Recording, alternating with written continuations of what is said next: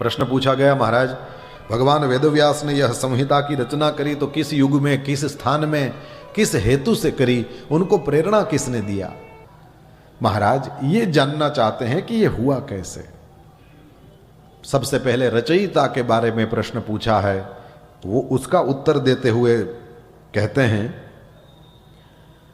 जब द्वापर युग आया तो उसमें सत्यवती माता और पराशर से भगवान वेदव्यास का प्राकट्य हुआ। वेदव्यास जी ने अपनी दृष्टि से देखा लोगों की बुद्धि क्षीण हो रही थी। उन्होंने एक रुक संहिता थी, उसका ऋग्वेद, यजुर्वेद, सामवेद, अथर्ववेद इस तरह से 4 भागों में विभक्त कर दिया। कई लोगों की श्रद्धा किन्हीं किन्हीं देवताओं में थी, किस्म किस्म के लोग, सबकी अलग अलग श्रद्धा, सबको अपनी साधना उपासना में मदद मिले। इस वजह से परमात्मा भगवान वेदव्यास ने 17 पुराणों की रचना करी। 18वां अब बनेगा, 17 की बात लिखी है यहाँ पर। इसके बाद उन्होंने वेदों के मंत्रों का पाठ करने का अधिकार स्त्रियों शूद्रों को नहीं दिया, लेकिन वेदार्थ से वे वंचित न रहें, इस हेतु उन्होंने वेद में 1 लाख मंत्र है, महाभारत में 1 लाख श्लोक है, उन्होंने महाभारत की रचना किया, ब्रह्मसूत्र दिया है। भगवान वेदव्यास ने बहुत काम किया। भगवान वेदव्यास ने बहुत साहित्य दिया हमको, लेकिन उनको खुद को ही संतोष नहीं हो रहा था। भगवान वेदव्यास ने सोचा, जब तक मेरे अपने काम से मुझे संतोष नहीं है, मैं कुछ और कर सकता हूं। क्या किया उन्होंने? अशांत खिन्न होकर के बैठे थे, सोचने लगे किसको पूछूं। लेकिन सज्जन परेशान हो ये भगवान देख नहीं सकते, इससे पहले भी हमारी बात हुई है। उस समय वहां नारद जी पधारे। श्री नारद जी नारायण नाम कीर्तन करते हुए पधारते हैं। हरि ओम नमो नारायणाय, ओम नमो नारायण, हरि ओम नमो नारायण। नारायण नाम कीर्तन करते हुए श्री नारद जी पधारे। नारद जी को देख करके तुरंत खड़े हो गए व्यास जी। दोनों ने परस्पर माथा नवाया है, आसन पर विराजमान किया। नारद जी ने सीधा ही यह प्रश्न पूछा, महाराज आपने बहुत काम किया है। पूछना ये चाहते थे, महाराज पाराशर्य महाभाग भवतः कच्चिदात्मना परितुष्यति शारीर आत्मा मानसे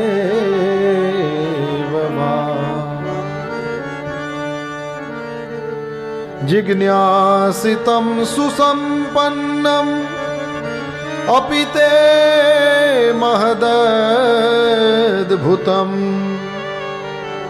कृतवान् भारतं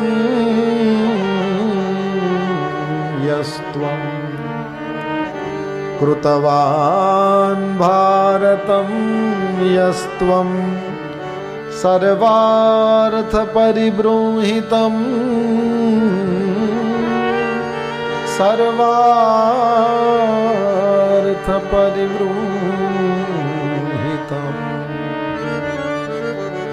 जिज्ञासितम सुसंपन्नम।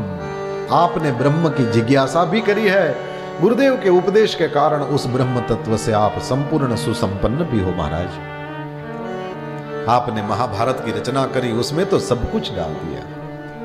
मुझे यह पूछना है कि इतना सब करने के बाद भी आत्मानम शोचसी, किसी शोक में पड़े हैं? पूछने जैसी जगह मिले तो भैया उस समय उस जगह को पहचानना और पूछ भी लेना। कहीं दिल खाली करने की जगह मिल जाए तो ऐसा कंधा मिलते ही रो देना। ऐसी जगह मिल जाए तो फिर उस समय वहां पर पूछ लेना, क्योंकि वहां भी नहीं पूछोगे तो फिर कहां जाओगे। भगवान वेदव्यास ने भी ये नहीं सोचा कि दुनिया मुझे सबका गुरु मानती है, मैं यदि किसी को पूछूंगा तो मेरी इमेज का क्या होगा। नो, पूछने जैसी जगह मिली तो तुरंत पूछ लिया। नारद जी को कहा, महाराज आप जो कह रहे हैं बात तो सही है। अस्त्येव मे सर्वमिदं त्वयोक्तम् तथापि नात्मा परितुष्यते मे तन्मूलमव्यक्तमगाधबोधम् पृच्छामहे त्वात्मभवात्मभूतम्। महाराज आपने जो कहा वो सब कुछ मैंने किया है, मुझे ही नहीं समझ में आ रहा है मेरे में क्या कमी है। नारद जी शांत। नारद जी ने केवल पूछा, व्यास जी भी चुके नहीं, उन्होंने पूछने जैसी जगह जान करके पूछ लिया, तो पूछा तो फिर बताना ही चाहिए। नारद जी ने बताया भी। भवता अनुदित प्रायम यशो भगवतो मलम। महाराज आपने ज्ञान की कर्म की बहुत चर्चाएं करी हैं, लेकिन आपने भक्ति की बात नहीं करी अब तक। भगवान की भक्ति के बिना तुलसी हरि भक्ति बिनु चारों वर्ण चमार। भगवान की भक्ति बहुत जरूरी है। आदमी कर्म से नहीं जीता, क्योंकि छोटा बच्चा कुछ कर्म नहीं करता, उसकी मां उसके बदले सब कुछ करती है। बिना कर्म किए भी जिंदा रह जाओगे। बड़ी उम्र हो जाने के बाद खाट में पड़े रहते हैं, कुछ नहीं करते, फिर भी उनका सब चलता ही है। बिना ज्ञान के भी चल जाएगा, क्योंकि समझ, ज्ञान माने समझ, और समझ तो इस पूरे जीवन में थोड़ी बहुत, वो भी आए तो आए। समझदार दिखना एक बात, समझदार होना अलग बात। उम्र तो बढ़ जाती है, लेकिन समझ का विकास होता है कि नहीं होता है, वो तो जब मुंह खोलते हैं या कुछ करते हैं तब पता चलता है। समझ बड़ी दुर्लभ चीज है। भक्ति को केंद्र में रख करके भागवत की रचना करिए। व्यास जी को कहा, महाराज देखिए, इस जन्म में देवर्षि नारद बना हूं, देवताओं ने मुझे ये 7 स्वर वाली वीणा दिया है, इसको गाता रहता हूं और मैं फिर हरि नाम लेता रहता हूं, लिवाता रहता हूं, कहीं भी मेरी गति अटकती नहीं। ये सब कुछ इसलिए हुआ है, कंस हो कि कृष्ण हो, मैं तो दोनों के पास जाकर के बैठता हूं, दोनों जगह मेरा सम्मान है।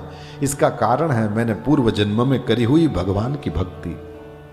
महाराज अब भक्ति को केंद्र में रख करके आप भागवत की रचना करिए। आप तो व्यास हो, आप तो विस्तार कर सकते हो। मेरे पिता ब्रह्मा से मुझे 4 श्लोकों का भागवत मिला है, आप उसको लें और उसका विस्तार करें। नारद जी भगवान वेदव्यास को इस तरह भगवान के गुणगान ही जीवों के एकमात्र विश्राम का उपाय है, ये बता करके चल गए। अहो देवर्षि धन्योयम, ये धन्य है देवर्षि। शार्ंग धनवा भगवान की कीर्ति को अपनी वीणा पर गाते रहते हैं और तीनों लोगों को पवित्र करते हुए घूम रहे हैं। देवर्षि नारद चले गए। इसके बाद क्या हुआ ये प्रश्न है। कहा, ब्रह्म नदी सरस्वती के तट पर, यह सरस्वती ब्रह्म नदी है, इसलिए शायद इस सरस्वती के जल से भरे हुए सरोवर को ब्रह्म सरोवर कहते हैं। ब्रह्म नदी है सरस्वती। और मजे की बात देखिए, सरस्वती ब्रह्म नदी, भगवान वेदव्यास ब्रह्म ऋषि, और उनके द्वारा भागवत लिखी गई ये ब्रह्म विद्या। तो ब्रह्म सरोवर के किनारे ब्रह्म ऋषि की लिखी हुई ब्रह्म विद्या का हम सब श्रवण कर रहे हैं। ब्रह्म नदी सरस्वती का पश्चिम तट, और वहां पर भगवान वेदव्यास का शम्याप्रास नाम का आश्रम, वहां पर विराजमान है भगवान वेदव्यास। और उन्होंने प्राणायाम आदि करके फिर समाधि का अनुभव किया। और अपश्यत पुरुषम पूर्वम मायाम च तदुपाश्रयाम, भगवान का दर्शन किया, भगवान की माया का, और फिर उस माया के कारण भगवान जो लीलाएं करते हैं उसका दर्शन किया है। जो देखते गए, लिखते गए। 43 प्रकरण और 335 अध्याय, 18,000 श्लोकों में यह दिव्य ग्रंथ की रचना हुई। 12 स्कंद वाली इस दिव्य भागवती संहिता की रचना करके इतनी प्रसन्नता हुई है। यस्याम वै श्रूयमाणायाम कृष्णे परम पुरुषे भक्तिरुत्पद्यते पुंसः शोक मोह भयापहा। इसको केवल सुनने मात्र से भक्ति की प्राप्ति होती है। भक्ति भी कैसी, बोले जिसके कारण जीवन में न शोक रहता है, न मोह रहता है, न भय रहता है।